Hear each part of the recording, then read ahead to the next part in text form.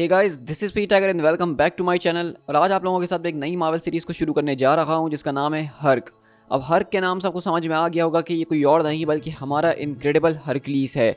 अब हरक्यूलिस के ऊपर थोड़ी सी बात करते चलें तो आप जैसा कि सबको पता ही होगा कि हमने रिसेंटली केओस वॉर के ज़बरदस्त तरीके के इवेंट को ख़त्म किया है और इस इवेंट के अंदर हमने हरक्यूलिस को बहुत ज़्यादा शानदार तरीके से पावर के ऊपर काम करते हुए देखा था। लेकिन इन दी एंड वो अपनी सारी की सारी पावर को गिव अप कर देता है इस पूरी की पूरी रियलिटी को रिपेयर करने के लिए। और उसके बाद हमने देखा था कि हरक्यूलिस बेसिकली अब एक आम सा आदमी बन चुका है और उसके बाद अब वो ना जाने क्या करने के लिए आगे की तरफ निकल चुका है। तो अब हरक्यूलिस क्या कर रहा है अपनी सारी की सारी पावर को गिव अप करने के बाद और किस तरीके से मार्वल के अंदर उसका एक नया रोल होने वाला है, उसकी शुरुआत इस सीरीज़ के जरिए की जाने वाली है। और मैं सच कहूँगा कि ये सीरीज़ मुझे काफ़ी ज़्यादा पसंद आई है क्योंकि ये काफ़ी ज़्यादा ग्राउंडेड रहने के बावजूद भी हरक्यूलिस की मिथोस के अंदर काफ़ी ज़्यादा घुस रही है, यानी कि ग्रीक गॉड की मिथ्स के अंदर। तो आज का जो हमारा ये पहला स्टोरी आर्क होने वाला है ये हमारे पास 2 इश्यूज़ के अंदर होगा जिनको मैं 2 एपिसोड्स के अंदर आपके साथ शेयर करूँगा। तो वीडियो स्टार्ट करने से पहले सिर्फ एक ही रिक्वेस्ट है कि अगर चैनल को सब्सक्राइब नहीं किया है तो फिर कर क्या रहे हो। मैं अपने चैनल के ऊपर डेली बेसिस पे मार्वल कॉमिक्स को शेयर करता हूँ आप लोगों के लिए, तो चैनल को सब्सक्राइब करो ताकि इस तरह से मुझे और मोटिवेशन मिले तुम लोगों के लिए डेली बेसिस पे वीडियोस बनाने की।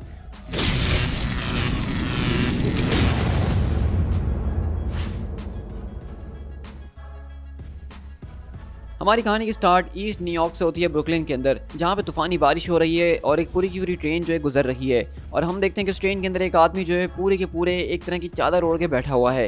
लेकिन वहीं से एक लड़की चिल्लाते हुए आती है कि वॉर हॉक्स, उन्होंने इस पूरी की पूरी ट्रेन के ऊपर कब्जा कर लिया है। हे मिस्टर, मेरे ख्याल से आपको यहाँ से फ़ौरन चले जाना चाहिए, अब ये जगह बिल्कुल सेफ नहीं रही है। ओ कम ऑन, ये डोर आखिरकार खुल क्यों नहीं रहा। लेकिन तभी हम देखते हैं कि अचानक वहाँ पर कुछ अजीब तरह के गैंगस्टर्स आते हैं और कहते हैं रिलैक्स गर्ल, हम यहाँ पे इतना भी ज़्यादा तुम्हारे साथ रफ नहीं होने वाले क्योंकि तुम तो हमारी स्पॉइल्स ऑफ वॉर हो ना, और हम अपने खिलौने नहीं तोड़ते हैं ज़्यादातर। लेकिन वहीं से हम देखते हैं कि वो आदमी जो कि यहाँ पे बैठा होता है उस पूरी की पूरी चादर ओढ़े, वो एकदम से उसकी आंखें खुलकर कहता है कि स्पॉइल्स ऑफ वॉर, आखिरकार तुम यहाँ पे वॉर किसके खिलाफ कर रहे हो। लेकिन वहीं से वो लोग आगे उसके सर पे गन रख देते और कहते हैं कि तुम आखिरकार कौन होते हो हमसे ये सब पूछने वाले, सीरियसली तुम आखिरकार यहाँ कर भी क्या रहे हो, कम ऑन, क्या तुम मुझे बताना नहीं चाहोगे कि तुम्हारा नाम क्या है। लेकिन अगली पल हम देखते हैं कि वो आदमी उठता है सीधा और अपनी उस पूरी की पूरी चादर के अंदर से एक ज़बरदस्त तरीके का डैगर निकाल के उस आदमी का हाथ उसके धड़ से अलग कर देता है। और ये डैगर कोई आम डैगर नहीं बल्कि ये सॉर्ड ऑफ पेलियस है। और पेलियस जो है वो दरअसल एक ज़बरदस्त तरीके का सेंटुआर हुआ करता था जो कि आधा घोड़ा और आधा आदमी हुआ करता था, और ये दरअसल उसका हुआ करता था जिसके ज़रिए उसने अपने बहुत से दुश्मनों को मौत की नींद सुलाया है। और अगले पल वो आदमी चिल्लाता है कि मेरा arm, you son of a bitch, तुम्हें अब मरना ही होगा। लेकिन अगले पल हम देखते हैं कि वो आदमी अपने पास से एक ज़बरदस्त तरीके की शील्ड निकालता है और शील्ड से उस आदमी को उठा के दूर फेंकता है। और ये शील्ड किसी और की नहीं बल्कि द शील्ड ऑफ पर्सियस है। और पर्सियस एक बहुत ही ज़्यादा ज़बरदस्त तरीके का सुपर हीरो है, जिस तरह से खुद हरक्यूलिस है जो कि आधा इमोर्टल और आधा मोर्टल था, जो कि एक तरह का डेमी गॉड था। और उसकी बहुत ही ज़्यादा मशहूर कहानी है जो कि हमने मूवीज़ वगैरह के अंदर भी काफ़ी बार देखी ही हैं। लेकिन वहीं से वो सारे के सारे लोग मिलकर उसके ऊपर गोलियां बरसाना शुरू करते और कहते हैं कि वॉर हॉक्स, हमें यहाँ पे मदद की ज़रूरत है, यहाँ पे एक सिचुएशन है। लेकिन अगले पल वो आदमी अपने पास से एक ज़बरदस्त तरीके का तीर निकालता है जो कि एरो ऑफ हेराक्लिस होता है। अब ग्रीक मैथोलॉजी के अंदर हरक्यूलिस का जो असली नाम है वो हरक्यूलिस नहीं बल्कि हेराक्लिस होता है। और ये तीर कमान जो ये हेराक्लिस का है जिसके ज़रिए उसने ज़बरदस्त तरीके की अपने लेवर्स के दौरान बड़े बड़े मॉन्स्टर्स को मार गिराया था। और हम देखते हैं कि वो तीर इतना ज़्यादा खतरनाक होता है कि उस आदमी की गन के आर पार जाके सीधा उसके हाथ के अंदर घुस के उसको ट्रेन से चिपका देता है और कहता है कि मैं तुम लोगों को एक चांस दूंगा, अपने हथियार तुरंत नीचे कर दो। तो वहीं से वो लोग कहते हैं कि तुम मर चुके हो और साथ साथ तुमने इस लड़की का भी काम तमाम कर दिया है, और तुम जिस किसी को भी देख रहे हो, जिस किसी को भी जानते हो, अब वो सब मर चुके हैं। लेकिन वहीं से वो आदमी कहता है कि अपनी आंखें बंद कर लो। तो लड़की कहती है कि मैंने अभी अभी जो सब कुछ देखा है, आई थिंक मैं अब हैंडल कर सकती हूँ कि आगे जो कुछ भी होने वाला है। लेकिन वहीं से वो कहता है कि ट्रस्ट मी, तुम ये नहीं देखना चाहोगी जो अब होने वाला है, क्योंकि अगले ही पल हम देखते हैं कि पर्सियस की जो शील्ड होती है वो कोई आम शील्ड नहीं है, उसके ऊपर मेड्यूसा का जो है चेहरा चिपका हुआ है और इसीलिए उसके ऊपर पट्टी लगी हुई थी। और जैसे ही वो उसकी पट्टी को हटाता है तो आप सब जानते हैं कि आगे क्या होने वाला है। और अगले पल हम देखते हैं कि ट्रेन रुकती है, पुलिस वाले यहाँ पे पहुँचते हैं सिचुएशन के ऊपर, और वहीं से वो लड़की अपनी आंखें बंद करके लेटी होती है।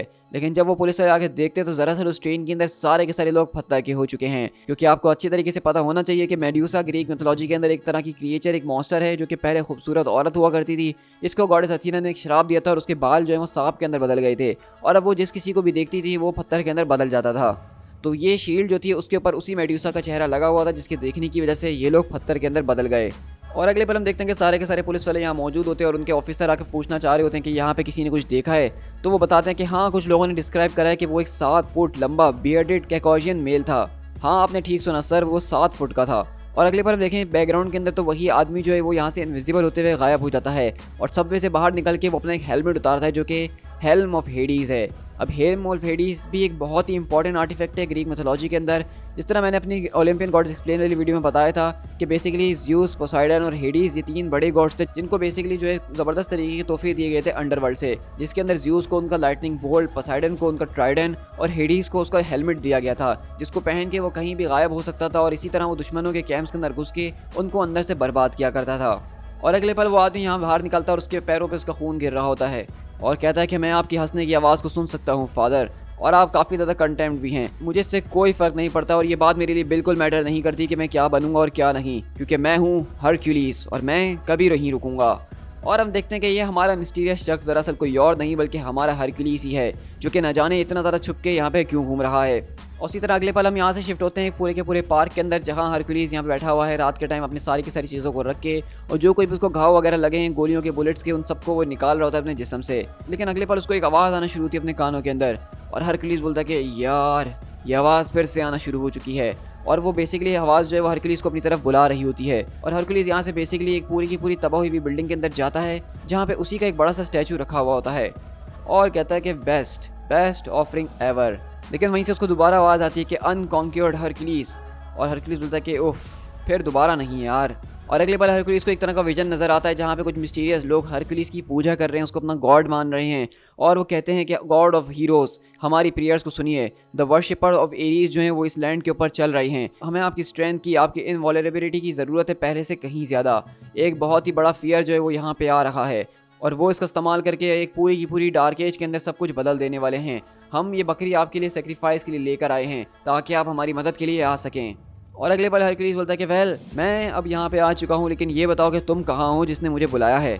और अगली पल हरक्यूलिस अपने स्टैचू के ऊपर देखे तो वहाँ पे बस यही लिखा होता है ऑल वर्सेस ऑल। तो हरक्यूलिस को कुछ समझ में नहीं आ रहा है कि आखिरकार ये चल क्या रहा है, कौन लोग हैं जो कि इसको बुला रहे हैं, और एक वो फियर की बात कर रहे हैं और वो एरीज़ की बात कर रहे हैं कि एरीज़ के लोग दुनिया के ऊपर घूम रहे हैं। और अगले पल हरक्यूलिस बेसिकली यहाँ पे जो है अपने नॉर्मल रूटीन के मुताबिक यहाँ से वहाँ रोड के ऊपर घूम रहा होता है जहाँ उसकी नज़र पड़ती है एक आदमी के ऊपर जिसको कुछ गुंडे का तंग करने की कोशिश कर रहे होते हैं और उसकी बेटी भी उसको रोक रही होती है और वो कहते हैं कि हेलन तुम वापसी किचन के अंदर लौट जाओ। और हम देखते हैं कि वो गुंडे बेसिकली किसी और के लिए नहीं बल्कि मिस्टर फिस्ट के लिए काम करते हैं, यानी किंग पिन के लिए, और उनको इस आदमी की पूरी रेस्टोरेंट की जगह चाहिए क्योंकि वहाँ पर उनका कोई प्रोजेक्ट वगैरह बन रहा है। लेकिन ये आदमी कितनी भी कीमत दे के उसको खाली करने के लिए बिल्कुल तैयार नहीं है और वहीं से वो कहता है कि मिस्टर फिस्ट ने तुम्हारे लिए एक ज़बरदस्त तरीके की ऑफ़र भेजी है और मुझे लगता है कि ये उससे कहीं ज़्यादा जितनी तुम डिज़र्व करते हो। तो उनकी ऑफ़र ये है कि अगर तुम इस बात के लिए मान जाते हो वो तुम्हें ज़िंदा छोड़ देंगे। लेकिन वहीं से आवाज़ आती है कि वो कितने ज़्यादा जेनरस है ना, और हरक्यूलिस हम देखते हैं कि यहाँ पे आगे ज़बरदस्त तरीके से उस आदमी के ऊपर लात मार के उसको गिराता है और कहता है और ये रही मेरी काउंटर ऑफर कि तुम्हारी ज़िंदगी उसकी ज़िंदगी के लिए। और अगले पल हरक्यूलिस उनको उठा के यहाँ से वहाँ फेंकता है और अगले पल वो वहाँ से भागना शुरू करते हैं और हरक्यूलिस बोलता है कि तुमने बिल्कुल ठीक फैसला करा, ये एक ऐसी ऑफ़र है जिसके अंदर तुम्हें ही 100% प्रॉफिट होने वाला है। और वहीं से वो आदमी कहता है कि मुझे नहीं पता कि मैं आपको किस तरीके से शुक्रिया अदा करूं मेरे दोस्त, क्योंकि आजकल कोई भी स्ट्रेंजर इस तरह से आके किसी की मदद नहीं करता है। तो वहीं से हरक्यूलिस बोलता है कि नहीं प्लीज़ इस सब की कोई ज़रूरत नहीं है, मैं तो बस यहाँ से गुजर रहा था और मैंने इस जगह का नाम देखा तो इसने मेरी अटेंशन को ले लिया, ये मुझे अपने घर की याद दिलाता है। और हम देखते हैं कि बेसिकली उनका जो रेस्टोरेंट होता है उसका नाम अथीना होता है जो कि पूरा का पूरा एक तरह का ग्रीक मिथोलॉजी के आर्किटेक्चर और उसकी ही सारी की सारी मिथोलॉजी के ऊपर रख के बनाया गया होता है। और दरअसल पता ये चलता है कि यहाँ पे ये जो लोग काम करते हैं ये खुद भी जो है वो बेसिकली एथेंस सिटी से ही आए हैं, यानी कि इनका भी बैकग्राउंड जो है वो ग्रीक मिथोलॉजी के मानने वालों में से एक है, ये उनके वर्शिपर्स हुआ करते थे। और इसलिए वो बताता है कि किस तरीके से जब हमारे घर के हालात काफ़ी ज़्यादा ख़राब रहने लगे तो मैं यहाँ अमेरिका चला आया था कि अपनी फैमिली को अच्छे तरीके से सपोर्ट कर सकूँ। लेकिन अब कुछ लोग आके मुझे यहाँ पे खाली करने के लिए बोल रहे हैं तो उसका ये मतलब नहीं कि मैं हार मान लूँ। लेकिन हम देखते हैं कि किस तरीके से उसकी बेटी यहाँ पे आके यही समझाने की कोशिश कर रही होती है कि वो जो कोई भी लोग हैं वो बहुत ज़्यादा ख़तरनाक हैं और हमारे लिए बेहतर यही होगा कि हम इस जगह को बेच के कहीं और चले जाएँ। लेकिन हम देखते हैं कि वहीं से वो आदमी यही कह रहा होता है कि चाहे कुछ भी हो जाए मैं इस जगह को बेच के कहीं नहीं जाने वाला हूँ। और वहीं से वो कहता है कि देखो वैसे भी हमारी जो मुश्किलें चल रही हैं वो बहुत जल्द ख़त्म हो जाएंगी क्योंकि अब हमें शराब बेचने का लाइसेंस मिल चुका और कस्टमर्स यहाँ बहुत जल्द आना शुरू हो जाएंगे। तो हरक्यूलिस बोलता है कि वैसे मुझे ये नहीं पता कि मैं कितना टाइम ब्रुकलिन में रुकने वाला हूँ, लेकिन मैं बार वगैरह के अंदर काम करना तो जानता ही हूँ। तो वहीं से वो आदमी कहता है कि परफेक्ट, मैं तुम्हें इसके लिए हायर कर लेता हूँ। रिया तुम अपने नए कोवर्कर से मिलो। रिया क्या तुम्हें आवाज़ नहीं आ रही? सॉरी हरक्यूलिस, ये यंग लोग आजकल पता नहीं अपने कानों में क्या घुसा के हर वक्त सुनते रहते हैं, इनको काम धंधे का कुछ पता ही नहीं होता है। लेकिन अगले पल वो लड़की जब हरक्यूलिस को देखती है जहाँ उसके सामने 7 इंच का लंबा चौड़ा सा हैंडसम ड्यूड खड़ा है तो वो अपने गाने वाने फ़ौरन बंद करती है और कहती है कि ये तो बहुत खूबसूरत है। तो वहीं से वो कहता है कि क्या तुम उसको दिखा सकते हो कि बाहर में किस तरह से काम करना है, उसको कहाँ चीज़ें कौन कौन सी मिलेंगी। और हरकुलिस बोलता है कि यहाँ पे सिर्फ एक और छोटी सी मुश्किल है कि मेरे पास कोई रहने के लिए जगह नहीं है।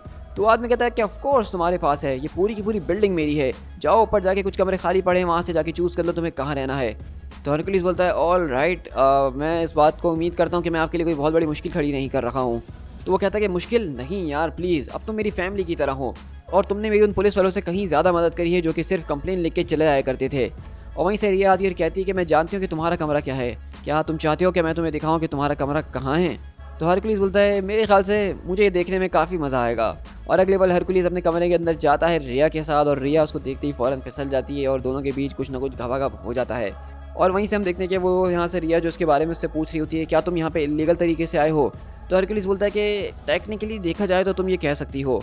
और वहीं से वो पूछने की कोशिश करती है कि तुम यहाँ कर क्या रहे हो। तो हरकुलिस कहता है कि मैं यहाँ एक तरह के मिशन के ऊपर हूँ और ज़्यादा कुछ नहीं बता सकता। तो कहती है क्या मतलब, क्या तुम किसी तरह के स्पाई हो। तो हरकुलिस बोलता है कि नहीं।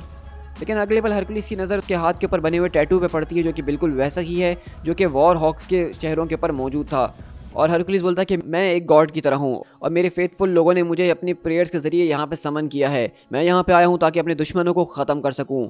और अब तुम मुझे बताओगी कि आखिरकार वो मेरे दुश्मन मुझे कहाँ मिल सकते हैं। और अगले पल हम देखते हैं कि रिया बेसिकली उसी पूरे के पूरे ग्रुप का हिस्सा होती है जो कि वॉर हॉक्स के नाम से मशहूर हैं और वो यहाँ हरकुलिस को लेकर आती है। और हरकुलिस बोलता है क्या ये वही जगह है जहाँ पे आज वॉर हॉक्स मिलने वाले हैं अपनी मीटिंग के लिए। तो वहीं से वो कहती है कि हाँ मैंने उनको यहीं पे बुलाया और उन्होंने कहा था कि वो मुझसे यहीं मिलेंगे। द लीडर द प्रीस्ट वो वर्शिप का स्पॉट हर रात चेंज करते हैं। तो हरकुलिस बोलता है कि ऑल राइट, अगर ऐसी बात है तो फिर आज हम यहीं जाने वाले हैं। वहीं से रिया बोलती है कि ये बिल्कुल पागलपन है, आई मीन कि ये ब्रुकलिन है और तुमने ये क्या पहना हुआ है, हम कोई फ्रीकिन मॉर्डोर के अंदर नहीं है जो कि तुम तलवार और शील्ड को यहाँ पे लेकर आ गए हो। तो वहीं से हरकुलिस बोलता है कि मेरे ख्याल से तुम्हें यहाँ पे बोलना शुरू कर देना चाहिए। क्या तुम इस बात को जानते भी हो कि तुम्हारे हाथ के ऊपर जो टैटू जो कि लैटिन वर्ड्स में लिखा हुआ है उसका क्या मतलब है। तो कहती है कि हाँ मैं जानती हूँ, जिसका मतलब सिर्फ एक ही है, war of all against all. तो इससे क्या है, द वॉर हॉक्स जो हैं वो एक फाइट लड़ रहे हैं अगेंस्ट द लेवाइथन जो कि कॉर्पोरेशन और गवर्नमेंट के अंदर होने वाले लोग हैं। हम वो लोग हैं जो कि लोगों के लिए लड़ रहे हैं, हम वो लोग हैं जो कि इंसाफ के लिए लड़ रहे हैं। तो हरकुलिस बोलता है कि नहीं, तुम लोग यहाँ पे किसी के लिए नहीं लड़ रहे बल्कि तुम सिर्फ गॉड ऑफ वॉर के लिए लड़ रहे हो। यानी ये सारे के सारे जो लोग हैं वो एरीज गॉड ऑफ वॉर को मानने वाले हैं। लेकिन इतनी देर में उनके ऊपर एक ज़बरदस्त तरीके का अटैक होता है जहाँ पे ज़ोरदार धमाका होता है और हम देखते हैं कि वहाँ पे दरअसल कोई और नहीं बल्कि हमारा नया हॉबगॉब्लिन आता है जो कि ज़ोर ज़ोर से हंस रहा होता है, कहता है कि Hercules I mean Hercules, Eddie Murphy right, मुझे उससे बहुत ज़्यादा प्यार है। तुम्हें इस टाउन के अंदर आए हुए मुश्किल से सिर्फ 6 ही घंटे हुए हैं और उसके बावजूद तुमने इस टाउन के अंदर होने वाले बहुत ही ज़्यादा इंपॉर्टेंट लोगों को पिस ऑफ कर दिया है। और जब मैं इस टाउन के अंदर आया था तो मुझे ये सब करने में 8 घंटे लगे थे, तुमने तो मेरा रिकॉर्ड भी तोड़ दिया। मुझे तुमसे बहुत जेलस फील हो रहा है डूड।